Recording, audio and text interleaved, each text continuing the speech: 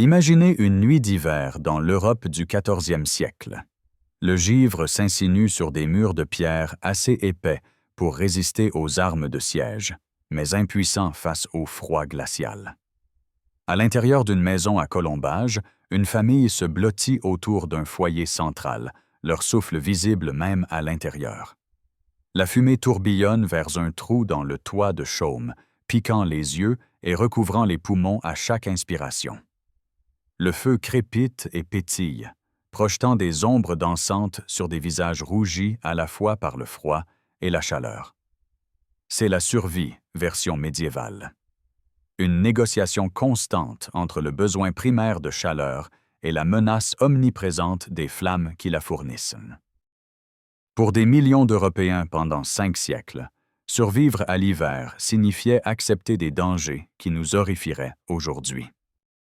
Dans cette vidéo, vous découvrirez les méthodes de chauffage ingénieuses mais mortelles que les peuples médiévaux ont développées pour survivre à des hivers brutaux. Nous explorerons l'évolution depuis les foyers ouverts primitifs qui remplissaient les maisons d'une fumée suffocante jusqu'aux poêles en faïence sophistiquée et aux systèmes de chauffage souterrain qui pouvaient chauffer une salle pendant des jours avec une seule flambée. Vous découvrirez les risques d'incendies catastrophiques qui ont coûté des milliers de vies, des brasiers urbains qui ont consumé des villes entières aux chauffe-lits apparemment innocents qui empoisonnaient les dormeurs au monoxyde de carbone. Nous examinerons comment la classe sociale déterminait qui restait au chaud et qui souffrait pendant des mois d'un froid qui vous glace jusqu'aux os, alors que les seigneurs contrôlaient de vastes forêts tandis que les paysans glonnaient des branches tombées. Cette histoire révèle des réglementations de sécurité incendie nées de la tragédie, y compris l'origine surprenante du mot « couvre-feu », et retrace comment les désastres liés au chauffage médiéval ont directement façonné les codes du bâtiment qui nous protègent aujourd'hui. Ce voyage à travers des salles enfumées et des chambres chauffées par le feu expose un paradoxe fondamental. Les mêmes flammes qui signifiaient la survie pouvaient tout détruire en quelques instants. Chaque hiver, les peuples médiévaux faisaient face à un choix impossible, mourir de froid ou risquer de brûler vif, et le prix qu'ils payaient se mesurait en vies humaines. Avant d'explorer les solutions que les peuples médiévaux ont imaginées, nous devons saisir la brutalité pure du problème auquel ils étaient confrontés. Il n'y avait pas de thermostat, pas de chauffage central, pas de couvertures électriques, rien de toute cette infrastructure invisible de chaleur que nous invoquons d'un geste désinvolte aujourd'hui.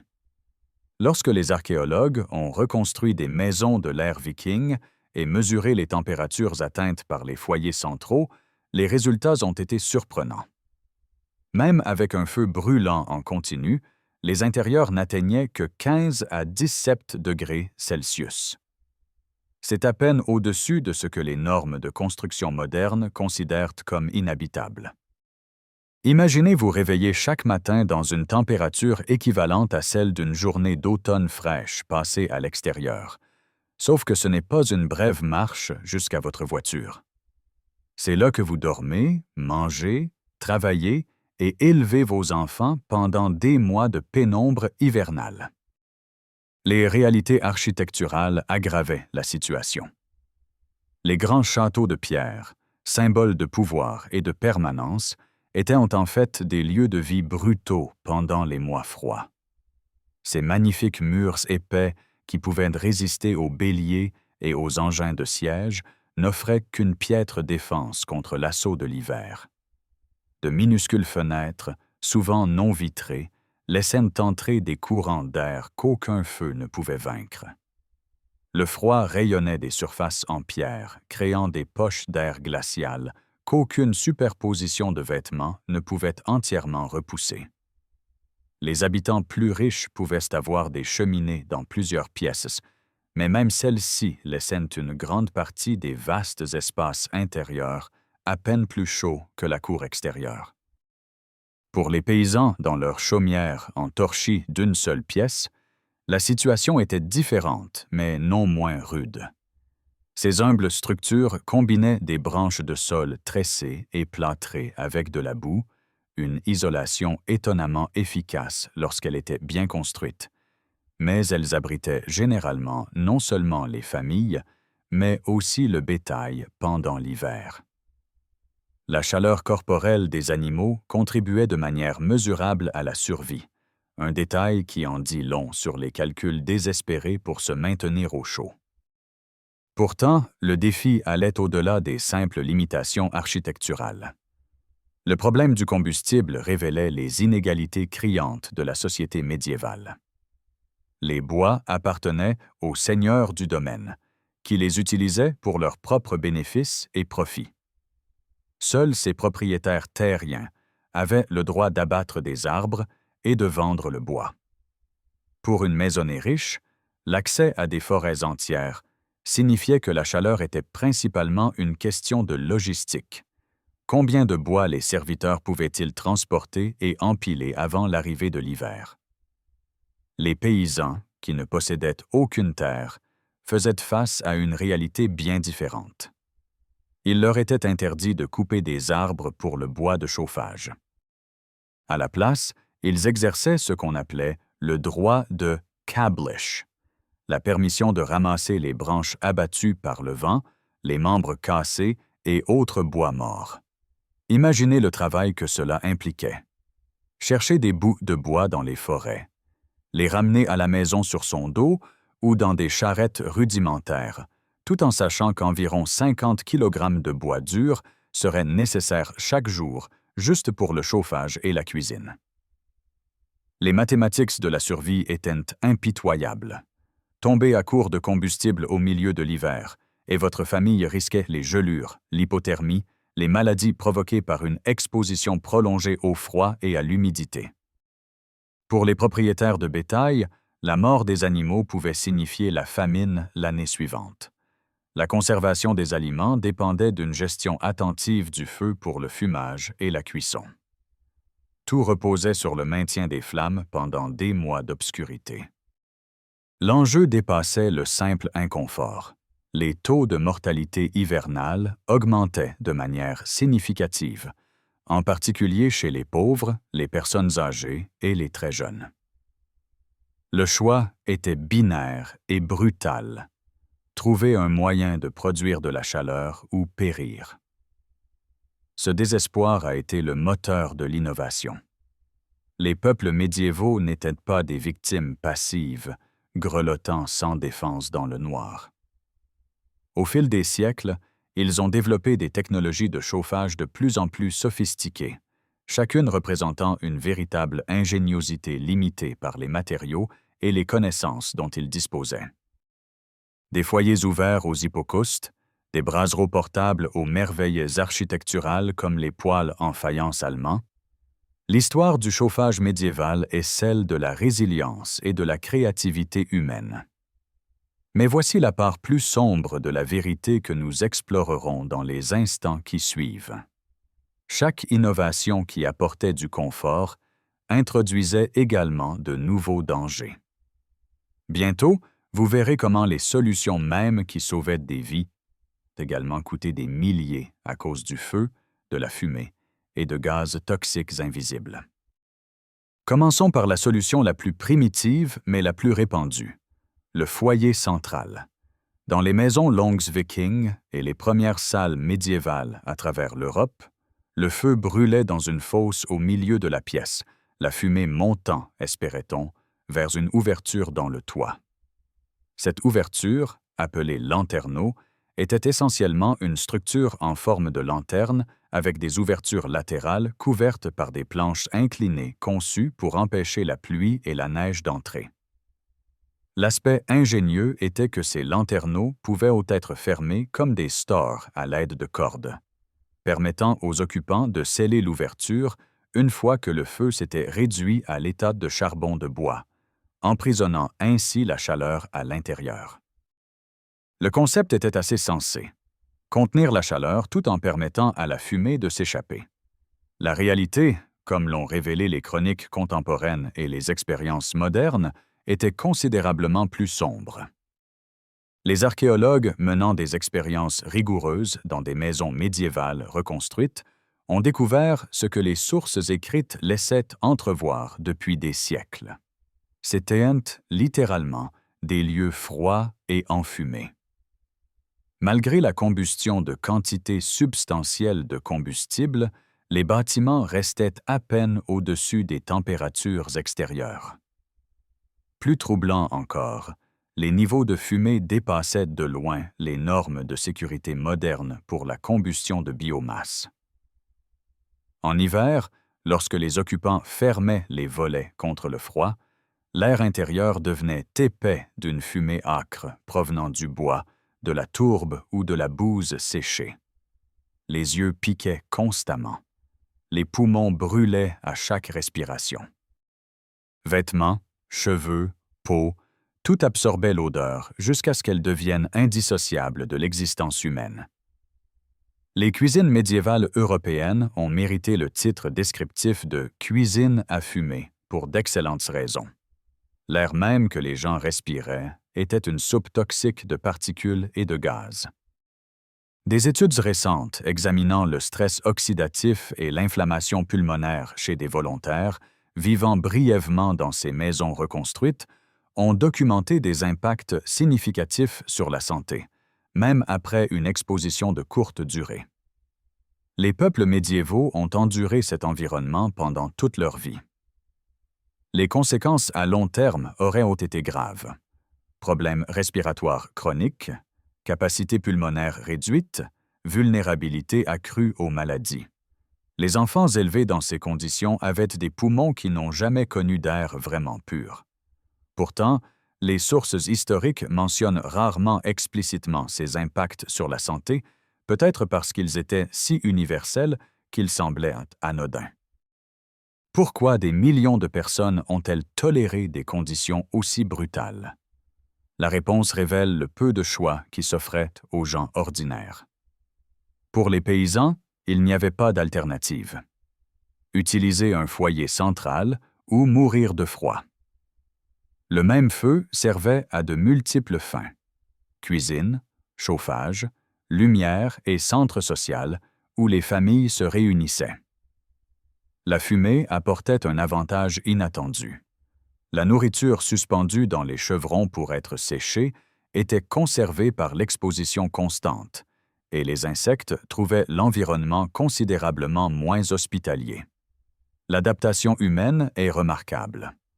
Les peuples médiévaux ont développé une tolérance à des conditions que nous trouverions insupportables en quelques heures.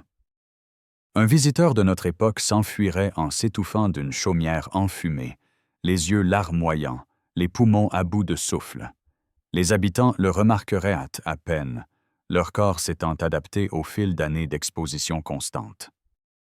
Néanmoins, les problèmes liés aux foyers centraux ont stimulé l'innovation technologique.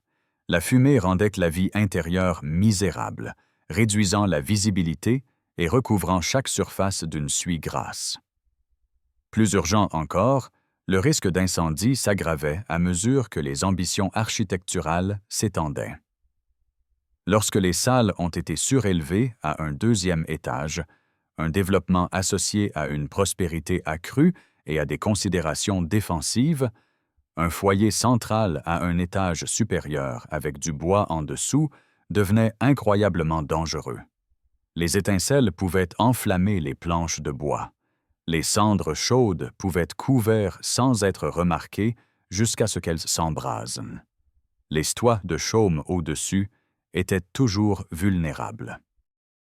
Cette limitation architecturale, combinée aux problèmes de santé et de confort, signifiait que de meilleures solutions étaient désespérément nécessaires. Le brasero portable semblait en offrir une, mais la commodité avait un prix calculé en incendies de palais et en fumée toxique. Les braseros avaient une origine ancienne, utilisés pendant des siècles avant le Moyen Âge et restant populaires tout au long de la période médiévale.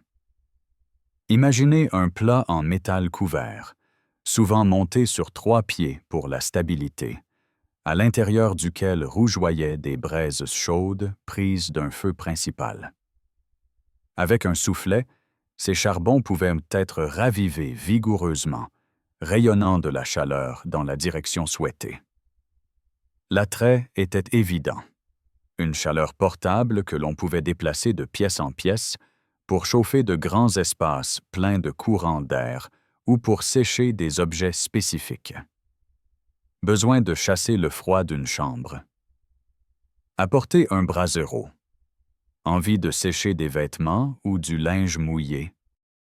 Un brasero pouvait être positionné pour diriger la chaleur précisément là où c'était nécessaire. Pour les maisonnées riches, habitant de vastes châteaux, en particulier au début du Moyen Âge, avant que les cheminées ne deviennent courantes, les braseros servaient de principale source de chaleur d'appoint. Ils semblaient être la solution parfaite pour un chauffage localisé, offrant une flexibilité que les foyers fixes et les cheminées ne pouvaient en égaler. La faille fatale se cachait sous cette commodité.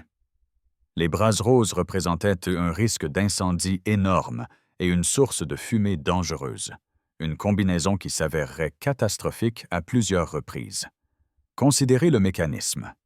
Vous aviez un récipient ouvert de braise incandescente, portable par conception, placé dans des pièces remplies de matériaux hautement inflammables, poutres en bois, joncs sur les sols, tapisseries aux murs, matelas remplis de paille. Le récipient de braise pouvait se renverser. Des étincelles pouvaient s'échapper lorsque le couvercle était soulevé. Les serviteurs pouvaient placer un brasero trop près des rideaux ou des meubles en bois. Chaque instant où un brasero brûlait nécessitait une surveillance vigilante. Pourtant, ils étaient souvent laissés sans surveillance car leur but était de chauffer les pièces avant occupation ou de sécher des objets sur de longues périodes. Le risque était reconnu. Les sources médiévales contiennent des avertissements sur les dangers des braseros, mais la commodité l'emportait à plusieurs reprises sur la prudence, jusqu'à ce que la tragédie frappe. Le désastre le plus célèbre lié à un brasero ne s'est pas produit pendant la période médiévale proprement dite, mais à une époque où ces appareils restaient courants, l'incendie du palais de Whitehall le 4 janvier 1698. Bien que techniquement au début de l'ère moderne, cette catastrophe illustre les dangers qui avaient menacé les bâtiments médiévaux pendant des siècles. Une servante était chargée de surveiller un brasero chaud destiné à sécher du linge. Une tâche si routinière, accomplie d'innombrables fois auparavant.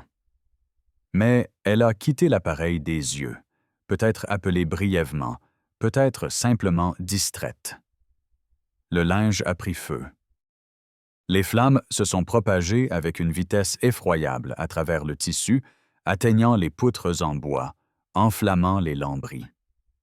En quelques heures, un immense brasier avait englouti le bâtiment. Le lendemain, la majeure partie de l'ancien palais royal n'était plus que cendres.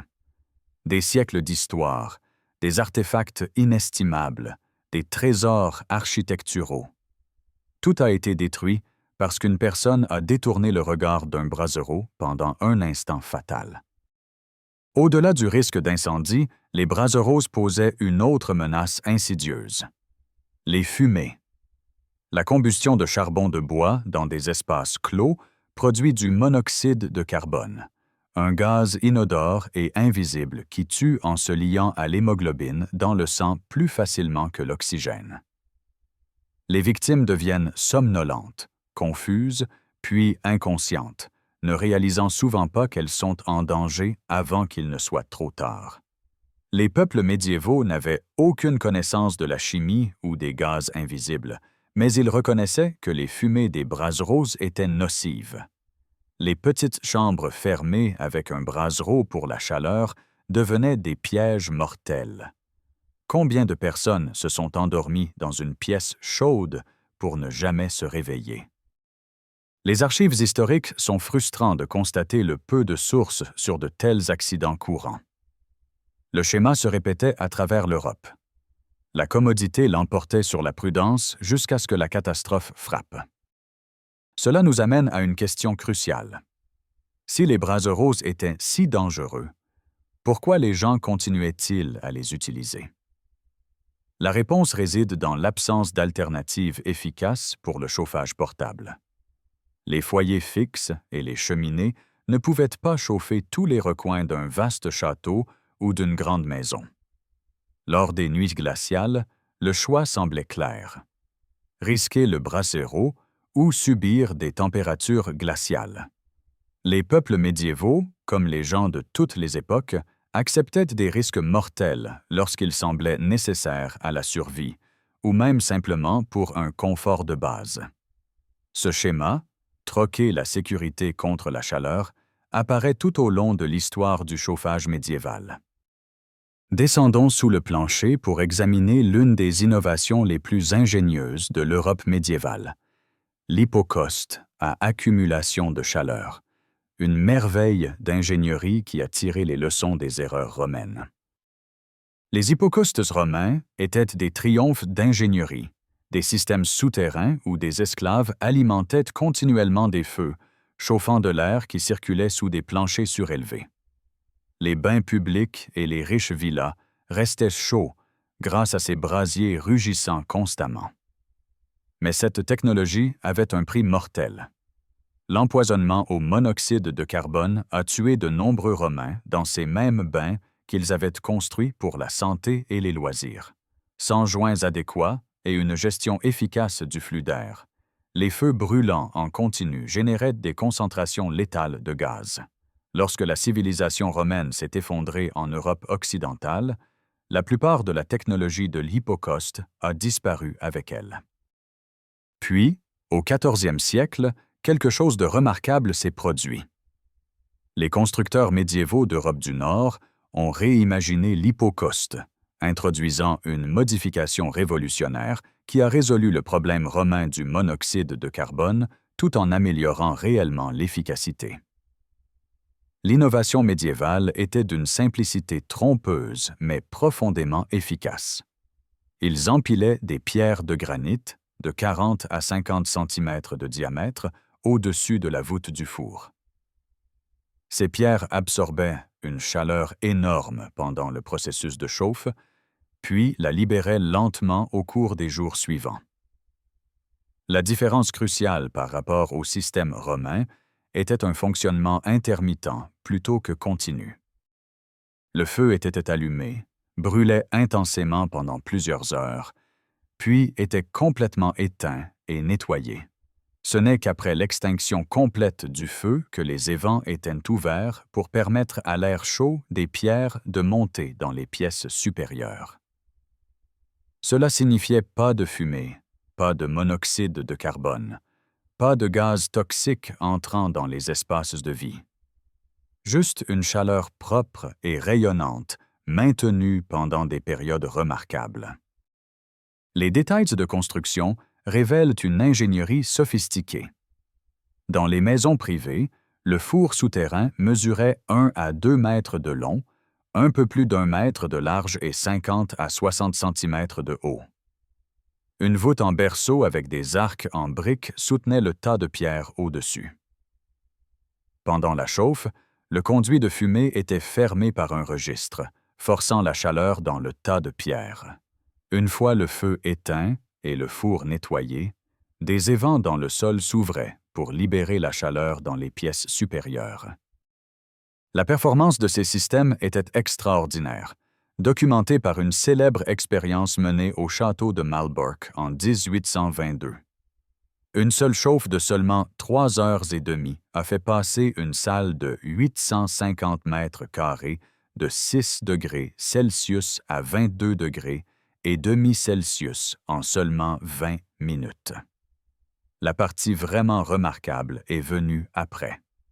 6 jours plus tard, de l'air chaud à 46 degrés, Celsius montait encore des évents, faisant passer la température de la salle de 8 à 10 degrés. Les pierres continuaient de rayonner de la chaleur pendant des jours après une seule chauffe. Comparez cela aux foyers ouverts qui nécessitaient une alimentation constante, ou aux cheminées qui devenaient froides moins d'1 heure après la combustion de la dernière bûche. L'efficacité énergétique et le confort durable étaient sans précédent. Ces systèmes se sont principalement répandus dans la région de la Baltique. Nord de l'Allemagne, Danemark, Suède, Finlande, Estonie, Lettonie, Lituanie, Pologne, avec une présence moindre en Allemagne de l'Ouest et du Sud, en Suisse, en Autriche, en République tchèque, en Hongrie et en Russie. Tallinn, en Estonie, a documenté à elle seule au moins 54 systèmes. Les estimations totales suggèrent qu'il existait au moins 800 à 1000 hypocostes à accumulation de chaleur à la fin du 15e siècle. Initialement trouvée dans les monastères et les châteaux, la technologie s'est étendue aux hôpitaux, aux hôtels de guildes, aux hospices et finalement aux maisons privées des riches. Nous voyons ici un schéma qui se répétera avec d'autres innovations de chauffage. Une nouvelle technologie coûteuse adoptée d'abord par les institutions et l'élite, se propageant progressivement aux couches sociales inférieures à mesure que les coûts diminuaient et que l'expertise devenait plus largement disponible. Les avantages en matière de sécurité par rapport à leurs prédécesseurs romains étaient substantiels. L'empoisonnement au monoxyde de carbone n'était pas un problème majeur, car les systèmes étaient chauffés par intermittence et les évents n'étaient ouverts qu'après une extinction complète. La technologie représentait une véritable innovation, pas une simple copie des conceptions romaines, mais une amélioration réfléchie qui corrigeait des défauts fatals. Néanmoins, au 15e siècle, les poêles en faïence vernissée ont commencé à remplacer les hypocostes. Les hypocostes nécessitaient une installation au rez-de-chaussée et un investissement de construction important.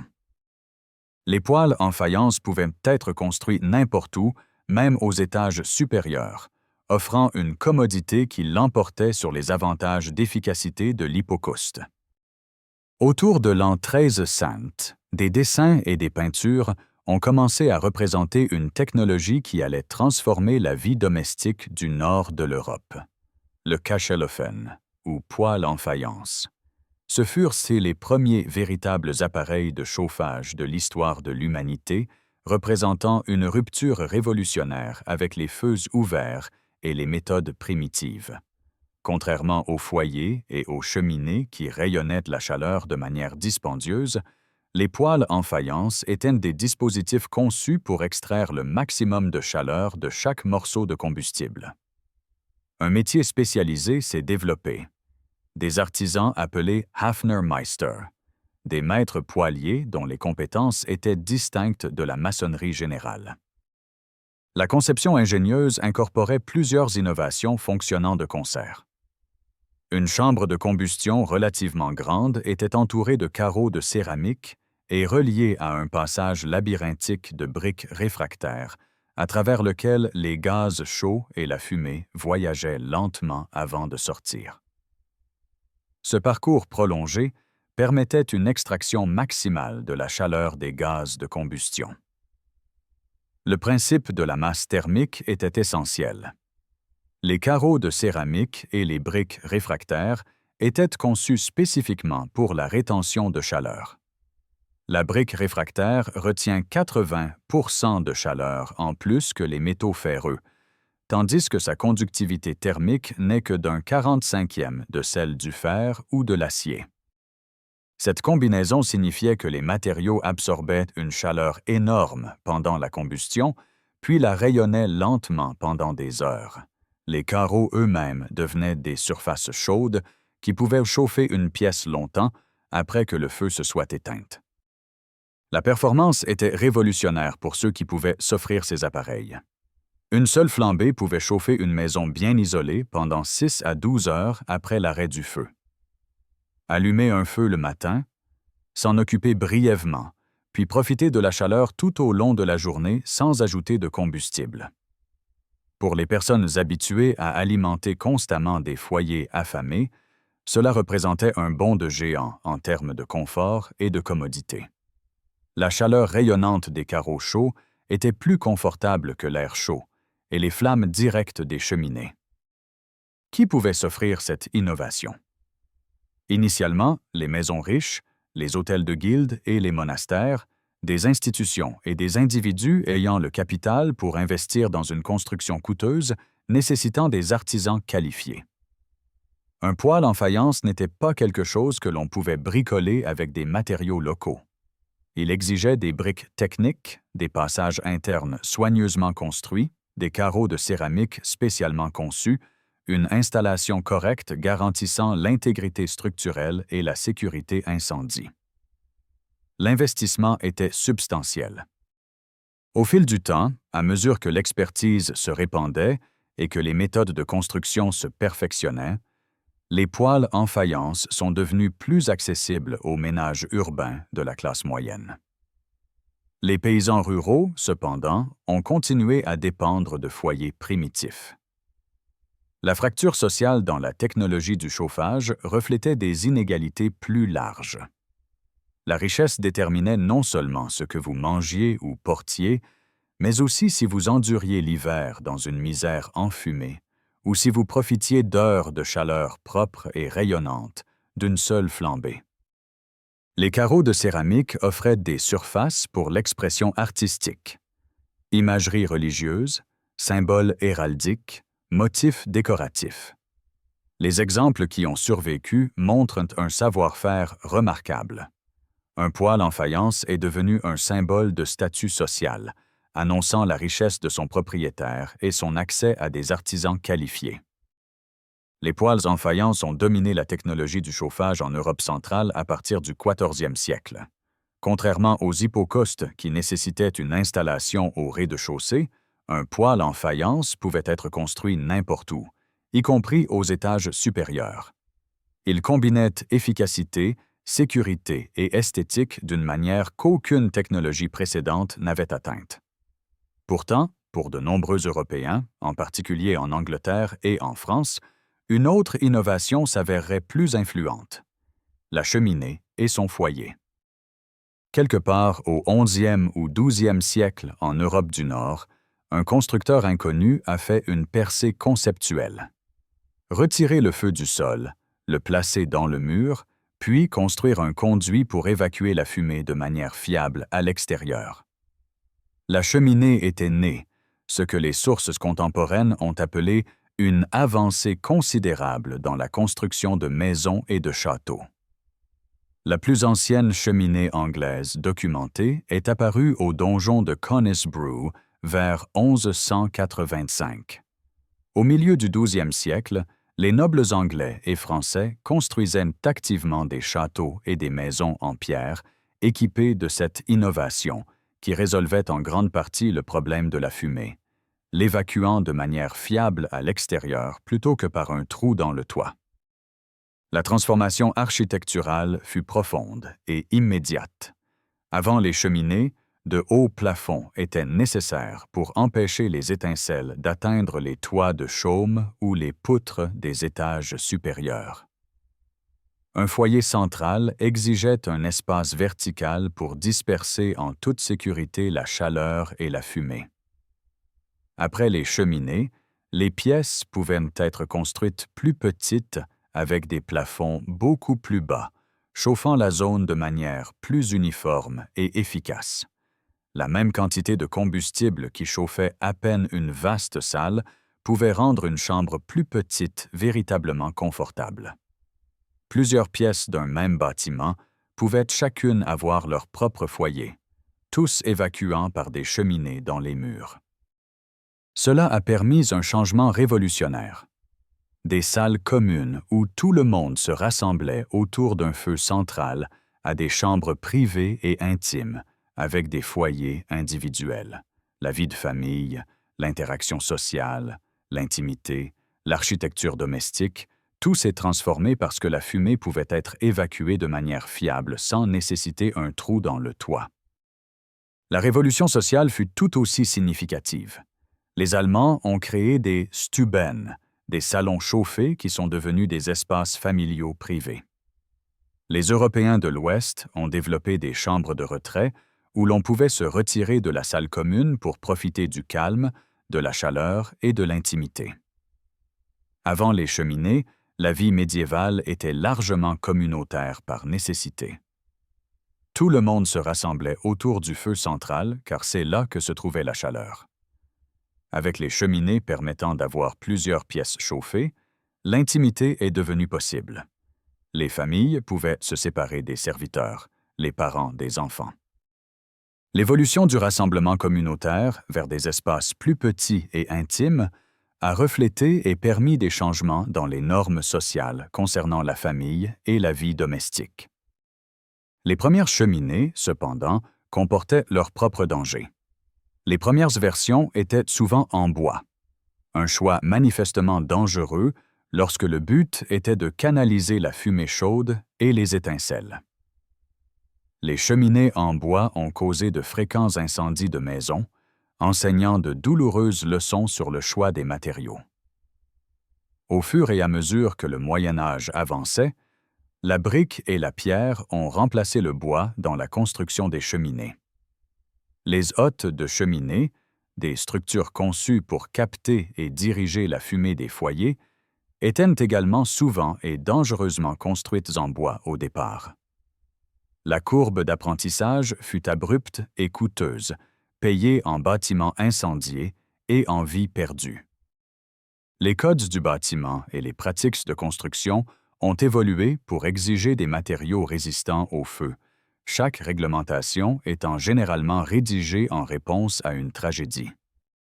Le cantou, ou coin du feu, mérite une mention spéciale en tant qu'élément apprécié qui a émergé de la conception des cheminées. C'était un coin salon clos construit directement sous le manteau saillant de la cheminée, créant un micro-environnement douillet à l'intérieur d'une grande pièce froide. Assis dans le cantou, vous étiez protégé des courants d'air qui balayaient la pièce principale tout en restant assez près du feu pour profiter de toute sa chaleur. Des bancs en pierre ou en bois flanquaient la cheminée, créant des espaces sociaux qui sont devenus les centres de la vie domestique. Le cantou apparaît à plusieurs reprises dans l'art et la littérature médiévale, idéalisé même à l'époque comme le cœur du foyer. Notre nostalgie moderne pour les conversations au coin du feu et les foyers douillets remonte directement à cette innovation médiévale. L'adoption régionale a suivi des lignes prévisibles de richesse et d'urbanisation. L'architecture princière de 900 à 1200 mettait en évidence les cheminées. Les maisons des riches ont suivi cet exemple. Les magnifiques manteaux de cheminée et les poêles en faïence sont arrivés tardivement dans les campagnes, où les paysans ont continué à utiliser des foyers centraux pendant des générations après que les élites urbaines aient profité du confort chauffé par les cheminées. La géographie comptait aussi. Les poêles en faïence dominaient dans les régions germanophones et en Europe de l'Est, tandis que les cheminées sont devenues la norme en Angleterre, en France et dans les Pays-Bas. Des problèmes subsistaient même avec les cheminées. Une physique de tirage inefficace signifiait que la fumée et le monoxyde de carbone pouvaient toujours entrer dans les maisons au lieu de s'évacuer à l'extérieur, en particulier dans certaines conditions de vent ou avec des cheminées mal conçues. Les étincelles éjectées du haut des cheminées pouvaient enflammer les toits de chaume, bien que le risque soit moindre par rapport aux foyers ouverts. Les feux de cheminée dus à l'accumulation de créosote sont devenus un danger reconnu, donnant naissance à la profession de ramoneur. Un nettoyage et un entretien réguliers étaient essentiels mais souvent négligés jusqu'à ce qu'un feu de cheminée fournisse une motivation urgente. Malgré ces limitations, les cheminées représentaient une amélioration considérable par rapport aux trous à fumée et aux foyers centraux, et leur impact sur l'architecture, la vie sociale et la qualité de l'air intérieur ne peut être surestimé. Elles ont rendu la vie médiévale nettement meilleure pour ceux qui pouvaient se les offrir, tout en créant de nouvelles attentes sur ce que devrait être le confort domestique. Tournons-nous maintenant vers le danger peut-être le plus intime que posait le chauffage médiéval. La lutte nocturne pour réchauffer les lits froids. Pour les plus pauvres, les couchages se résumaient à des dalles de pierre recouvertes de minces matelas de foin ou de tourbe. La plupart des gens dormaient sur des matelas de paille qui offraient une isolation minimale contre le froid. Seuls les riches pouvaient s'offrir des matelas en duvet et en plumes avec leurs propriétés supérieures de rétention de la chaleur. Les chambres étaient généralement non chauffées. Maintenir des feux toute la nuit dans les chambres à coucher était à la fois un gaspillage de combustible précieux et dangereux. Se glisser dans un lit glacial après avoir travaillé toute la journée dans le froid était l'une des nécessités les plus désagréables de l'hiver, le genre de souffrance quotidienne qui, cumulativement, usait la santé et le moral. Le chauffe-lit, ou bassinoire, est apparu comme une solution miséricordieuse. Imaginez une poêle à long manche remplie de braises incandescentes provenant du foyer. Un serviteur la glissait entre les draps avant que le maître n'aille se coucher, la déplaçant d'avant en arrière pour réchauffer la literie. Des pierres chaudes ou des stéatites chauffées dans le feu pouvaient être placées sous les couvertures, souvent enveloppées dans des chiffons pour éviter les brûlures par contact direct. Ces dispositifs fonctionnaient vraiment. Un lit ainsi réchauffé offrait un confort qui rendait la misère de l'hiver médiéval marginalement plus supportable. Pour des gens endurant un froid que nous, avec notre chauffage central et nos couvertures électriques, pouvons à peine imaginer, un lit chaud représentait un luxe presque incommensurable. La triple menace qui se cachait dans ce confort était bien reconnue, mais néanmoins endurée. Premièrement, le risque d'incendie. Les braises pouvaient enflammer les matelas de paille, les cadres de lit en bois, les couvertures en laine, les draps en lin. La bassinoire pouvait se renverser, déversant des charbons ardents sur la literie inflammable. Les cendres pouvaient sembler éteintes, mais conserver suffisamment de chaleur pour couvrir pendant des heures avant de s'embraser pendant la nuit. Deuxièmement, les fumées toxiques. Les charbons ardents libéraient non seulement de la chaleur, mais aussi du monoxyde de carbone et d'autres gaz nocifs. Si le chauffe-lit avait des trous d'aération, une caractéristique de conception qui maintenait les braises incandescentes plus longtemps pour une chaleur prolongée, le lit sentirait les fumées et le risque de roussir les draps augmentait considérablement. Troisièmement, les brûlures. Le contact direct avec le métal chaud ou des pierres mal enveloppées causait des blessures douloureuses, en particulier aux enfants ou à quiconque bougeait dans son sommeil et touchait par inadvertance le dispositif de chauffage. Le risque de fumée toxique était particulièrement insidieux. Le monoxyde de carbone dans une chambre fermée avec une ventilation minimale pouvait atteindre des concentrations létales. Les symptômes, somnolence, confusion, maux de tête, se fondraient parfaitement dans l'expérience de l'endormissement. Combien de personnes se sont couchées avec une pierre chaude ou une bassinoire remplie de braises sous leur couverture et ne se sont jamais réveillées?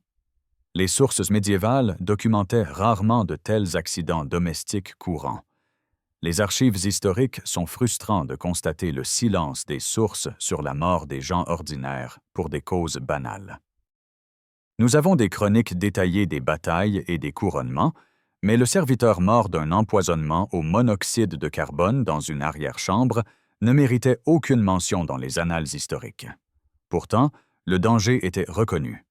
Un médecin écrivant vers 1790 conseillait à ses lecteurs d'éviter complètement les chauffe-lits ou, si absolument nécessaire, de remplacer les braises par du sable chaud. Une alternative beaucoup plus sûre qui éliminait à la fois les risques d'incendie et de fumée. Malgré les dangers connus, la pratique a continué, car le désespoir de trouver de la chaleur l'emportait sur la prudence.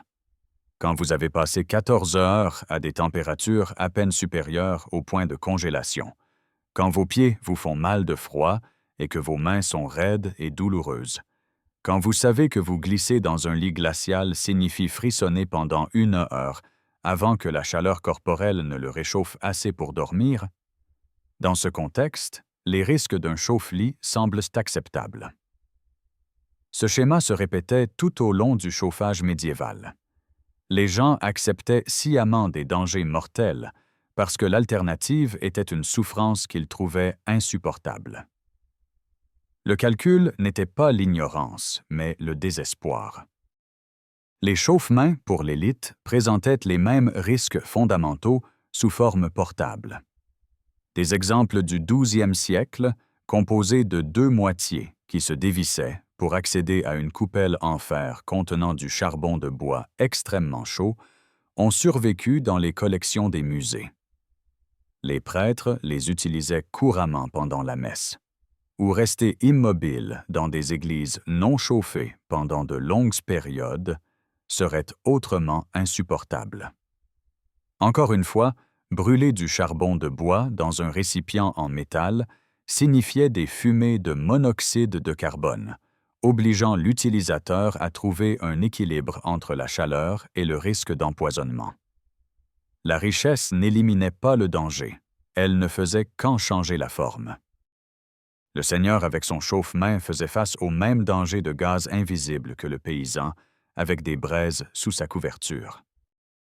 Nous devons maintenant affronter la conséquence la plus dramatique et la plus mortelle des pratiques de chauffage médiéval: les conflagrations urbaines qui ont coûté des milliers de vies et détruit des quartiers entiers en quelques heures. Les villes médiévales étaient le terreau idéal pour un désastre. Des bâtiments à colombage avec des toits de chaume entassés dans des rues étroites. Chaque bâtiment contenant des flammes nues pour le chauffage, la cuisine et l'éclairage. Les matériaux hautement inflammables étaient omniprésents. La paille pour le chaume et le revêtement de sol, le bois pour les poutres structurelles et les meubles, les textiles pour la literie et les vêtements. Le feu se propageait à travers ces structures en bois serrées les unes contre les autres avec une vitesse terrifiante, sautant de toit en toit, de bâtiment en bâtiment, de pâté de maison en pâté de maison. Une seule étincelle au mauvais endroit au mauvais moment pouvait condamner une ville entière. Le grand incendie de Southwark, à Londres, en 1212, reste l'un des pires désastres médiévaux de l'histoire anglaise. La date, le 10 juillet, aurait dû être une période où le risque d'incendie était plus faible, mais la sécheresse avait rendu le bois et le chaume extraordinairement combustibles. Lorsque le feu a éclaté, il s'est propagé à une vitesse qui a piégé des milliers de personnes. Le pont de Londres, principal point de passage sur la Tamise, est devenu un piège mortel alors que les flammes approchaient des deux côtés. Un récit écrit en 1603 par John Stow affirme que jusqu'à 3000 personnes sont mortes sur le pont seul, écrasées, brûlées ou noyées, alors qu'elles tentaient désespérément de fuir la ville. Les historiens modernes considèrent tout ce chiffre comme probablement exagéré, car la population totale de Londres à l'époque n'était que d'environ 50 000 habitants, mais la catastrophe a sans aucun doute coûté des centaines, voire des milliers de vies. Les corps s'entassaient, alors que la foule avançait et reculait, piégée entre des murs de flammes qui progressaient. La catastrophe a choqué l'Angleterre médiévale, démontrant que même les grandes villes étaient vulnérables à une destruction complète par le feu. Ce n'était pas un incident isolé, mais une partie d'un schéma. Le grand incendie médiéval de Londres, de 1135, a détruit la majeure partie de la ville entre la cathédrale Saint-Paul et St. Clement Danes à Westminster. Entre 1077 et 1202, des incendies dévastateurs ont consumé des portions substantielles de Londres, Canterbury, Winchester, Worcester et Chichester. L'incendie de Nantwich de 1583 a commencé accidentellement et s'est propagé rapidement à travers les bâtiments à colombage couverts de chaume, réduisant une grande partie de la ville en cendres. Chaque catastrophe suivait le même scénario de base. Un départ de feu dû à un feu de cuisine, une bougie, une braise ou la foudre. Une propagation rapide à travers des bâtiments inflammables, des habitants piégés par des rues étroites et une construction dense. Un nombre massif de morts et de destruction matérielle.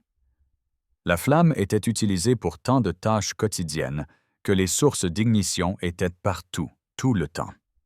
Dans les villes construites principalement en bois, le risque d'incendie généralisé n'était pas une question de « si », mais de « quand ». Les toits de chaume méritent une attention particulière en tant qu'accélérateur de désastres urbains. Fabriqué à partir de matériaux organiques, paille, roseaux, joncs, le chaume avait une durée de vie limitée, se mesurant en dizaines plutôt qu'en centaines d'années. Il était hautement combustible, s'enflammant facilement à la moindre étincelle. Pour les populations rurales, le chaume était économiquement judicieux. Les matériaux étaient abondants et faciles à remplacer. Dans les contextes urbains, cependant, le chaume créait un réseau interconnecté de combustible. Une fois qu'un toit prenait feu, des étincelles et des débris enflammés atterrissaient sur les toits voisins, les enflammant à leur tour. Le feu pouvait sauter de bâtiment en bâtiment sans jamais toucher le sol, se propageant plus vite que les gens ne pouvaient fuir. La naissance des codes du bâtiment a émergé directement de ces catastrophes, écrits littéralement dans le sang des victimes d'incendie. Le Size of Buildings de 1189 à Londres insistait sur le fait que les toits de chaume devaient être enlevés. Après le terrible incendie de 1212, les autorités ont imposé une interdiction totale des nouveaux bâtiments en chaume. Le premier maire de Londres, Henry Fitzailwin, a interdit les toitures en roseaux, joncs, paille ou chaume.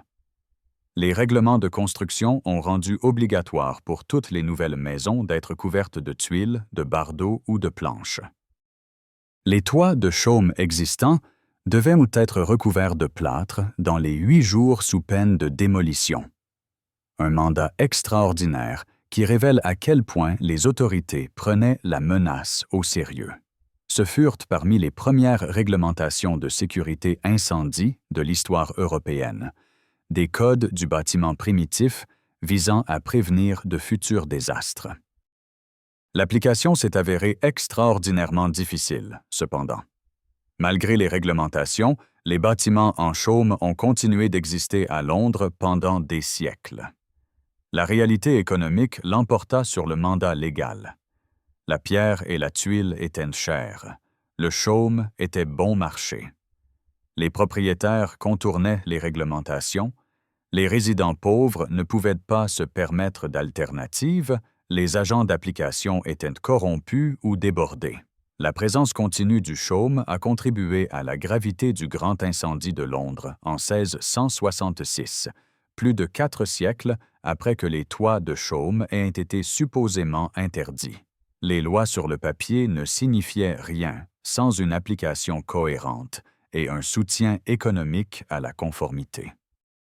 Ce schéma, des réglementations créées après une catastrophe, puis appliquées de manière inadéquate jusqu'à la prochaine tragédie, se répète tout au long de l'histoire jusqu'à nos jours. Pourtant, des progrès ont eu lieu, de manière progressive et inégale. Les autorités ont promu des matériaux résistants au feu comme la pierre et la brique dans les nouvelles constructions. Enduire le chaume d'argile ou de chaux est devenu une pratique courante pour réduire le risque d'ignition. La reconstruction après les grands incendies incluait souvent des rues plus larges pour ralentir la propagation du feu. Les améliorations de l'approvisionnement en eau, initialement pour d'autres usages, ont fourni une capacité de lutte contre les incendies. Les désastres urbains médiévaux ont directement façonné les normes de sécurité des bâtiments modernes. Chaque exigence des codes du bâtiment contemporain, matériaux résistants au feu, système de gicleurs, sorties multiples, murs coupe-feu entre les unités, découle des leçons apprises dans les villes médiévales où des milliers de personnes ont brûlé parce que les bâtiments étaient faits de mauvais matériaux et trop serrés les uns contre les autres. Le mot même de couvre-feu contient une histoire cachée qui éclaire les préoccupations médiévales en matière de sécurité incendie. L'étymologie remonte au vieux français et à l'anglo-normand. Couvre-feu, et couvre-feu, qui ont évolué vers le français moderne couvre-feu. Le sens était entièrement littéral. Couvre, la forme impérative de couvrir, plus feu. Couvrez votre feu. Le couvre-feu originel ne visait pas à contrôler les déplacements des gens, mais à contrôler les flammes. Dans l'Europe médiévale, le couvre-feu était une réglementation exigeant que les feux soient couverts ou éteints à une heure fixe chaque soir, annoncée par le son d'une cloche. Ce n'est que plus tard que le mot a acquis son sens moderne de restriction des sorties des personnes. Pourquoi une telle réglementation était-elle celle nécessaire? La peur du feu, alors que la plupart des villes étaient construites en bois, était omniprésente et entièrement rationnelle. Les feux domestiques étaient généralement faits dans des trous au milieu des sols sous des ouvertures dans les toits, le système de foyer central que nous avons exploré plus tôt. La nuit, lorsque les gens allaient dormir, ces feux continuaient de brûler. Des étincelles pouvaient s'échapper. Des bûches pouvaient rouler hors des foyers. Des rafales de vent à travers l'ouverture du toit pouvaient disperser les braises. Un feu sans surveillance brûlant pendant des heures, pendant que les habitants dormaient, était une recette presque inévitable pour le désastre. La réglementation du couvre-feu visait à prévenir les conflagrations dues aux feux non surveillés, en exigeant que chacun couvre ou éteigne ses foyers avant de dormir. La pratique fonctionnait grâce à la coordination communautaire. À une heure fixe chaque soir, une cloche sonnait, la cloche du couvre-feu. Cela servait à la fois d'instruction et de mécanisme d'application.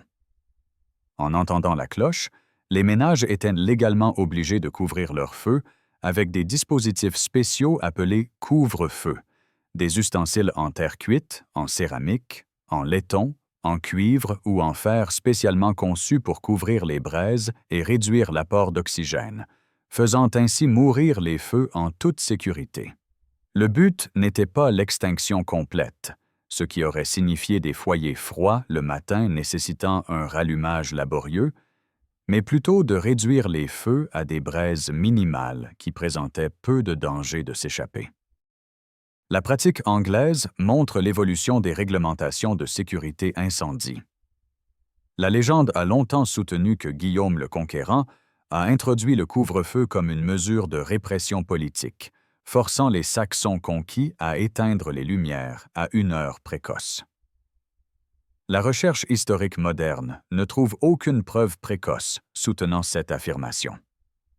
Il est plus probable, et il y a de bonnes raisons de le croire, qu'une cloche de couvre-feu sonnait chaque nuit à Carfax, à Oxford, sous le règne d'Alfred le Grand, suggérant que la pratique était antérieure à la conquête normande et était une mesure de sécurité incendie censée plutôt qu'une oppression politique. À l'époque d'Henri Ier, en l'an 1100, l'interdiction absolue des lumières après la cloche du couvre-feu avait été abolie, montrant une évolution d'un contrôle strict des incendies à une réglementation plus nuancée qui équilibrait la sécurité avec le besoin légitime de lumière et de chaleur. Le couvre-feu a-t-il réellement prévenu les incendies? Il est impossible de répondre de manière définitive car nous n'avons aucun groupe de contrôle. Les villes médiévales avec des couvre-feux brûlaient encore régulièrement, comme nous l'avons vu. Mais à quel point le bilan aurait-il été pire sans aucune réglementation des feux nocturnes? La pratique a certainement réduit le risque de flammes non surveillées, et le renforcement culturel de la conscience de la sécurité incendie a probablement sauvé des vies. Combiné à d'autres réglementations comme l'interdiction des toits de chaume et l'exigence de matériaux de construction résistants au feu, le couvre-feu a contribué à un système de prévention des incendies qui, bien qu'inadéquat selon les normes modernes, représentait de véritables tentatives pour faire face à une menace mortelle. Les autorités médiévales n'étaient pas ignorantes en matière de sécurité incendie. Elles comprenaient le danger et mettaient en œuvre des réglementations en conséquence. Le fait que ces mesures se soient avérées insuffisantes ne diminue en rien la reconnaissance que des tentatives systématiques de prévention des incendies existaient à l'époque médiévale. Les communautés religieuses ont développé leur propre approche du chauffage, révélant une philosophie bien différente des pratiques laïques. Le chauffoir, du latin calfacer, signifiant chauffeur, était une pièce spécialisée où un feu commun était entretenu pour que les moines puissent se réchauffer après de longues heures dans le cloître non chauffé ou après d'autres travaux. C'était l'une des 3 seules pièces chauffées d'un monastère. Les autres étant l'infirmerie, où les moines malades avaient besoin de chaleur pour guérir, et la cuisine, où le feu était nécessaire pour cuisiner. Le reste du monastère restait délibérément froid.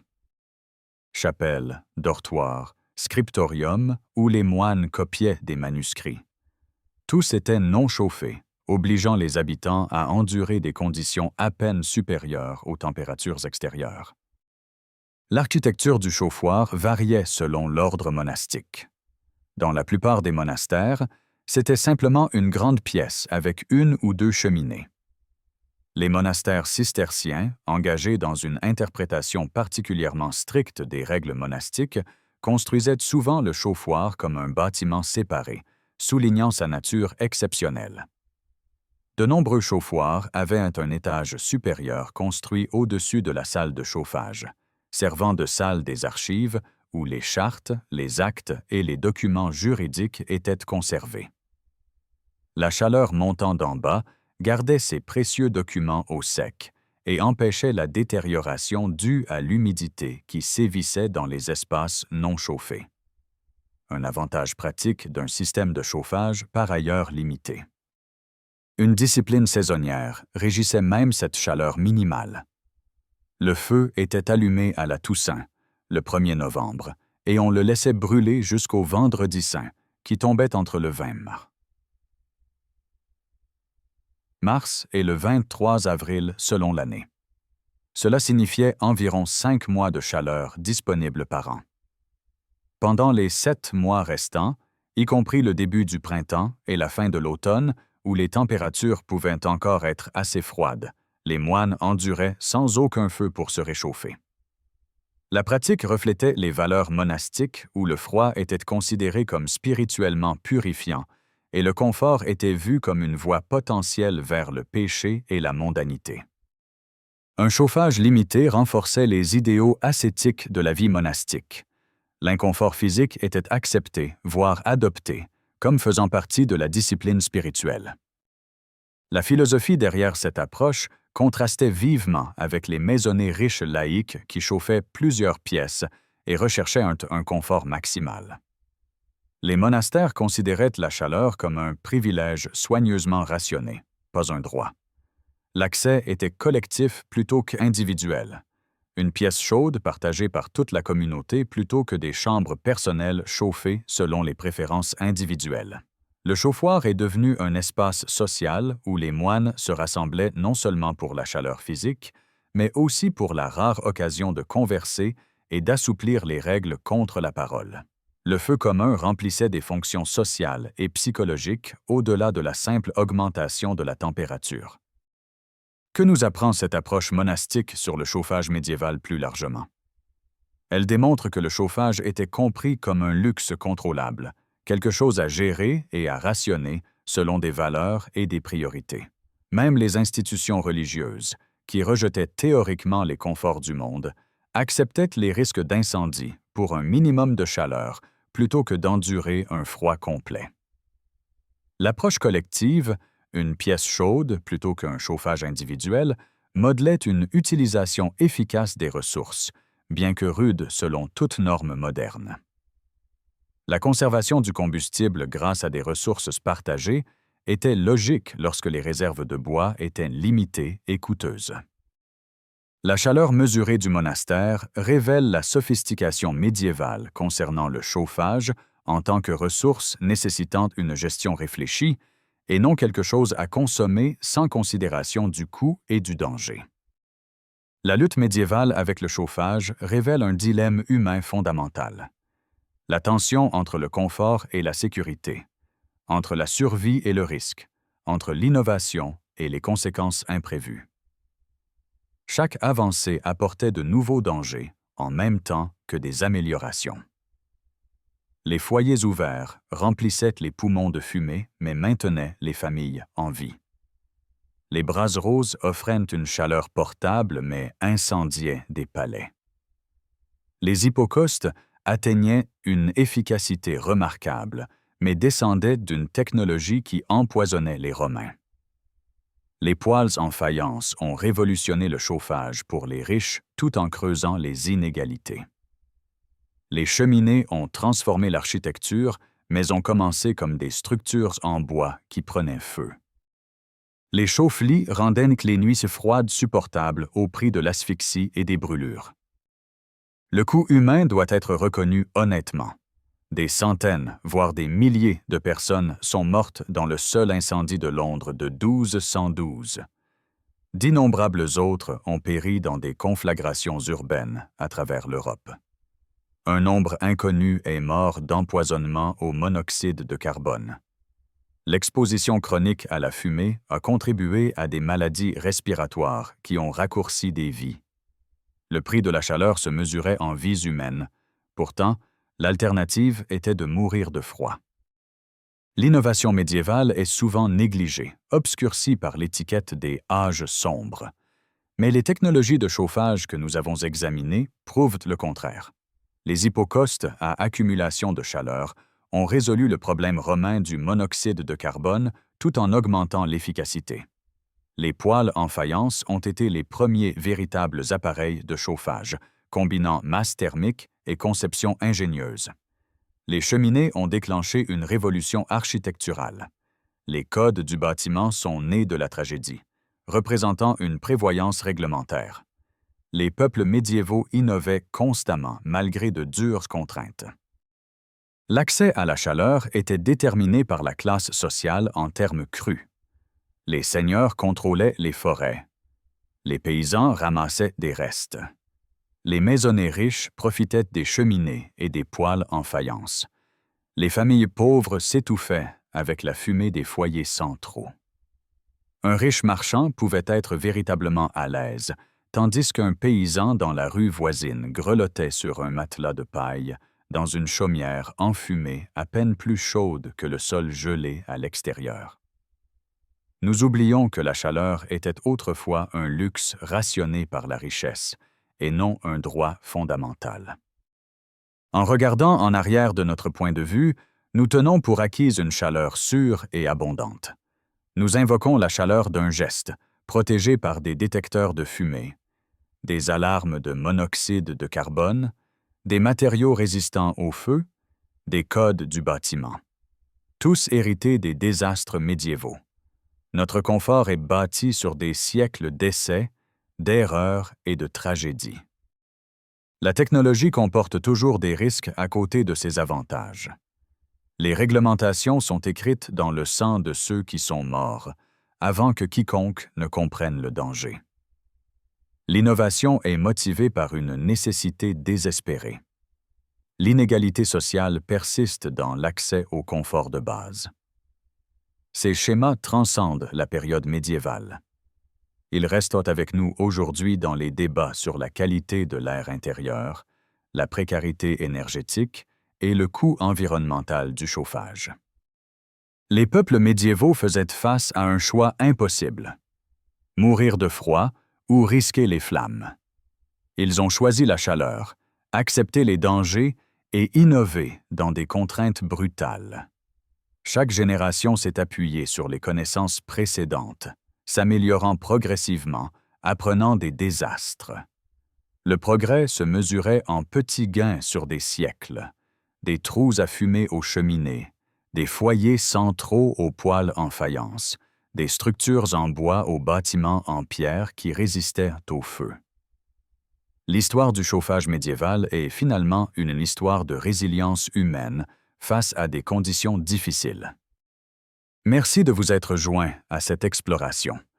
J'espère que vous avez découvert quelque chose de surprenant sur le monde médiéval.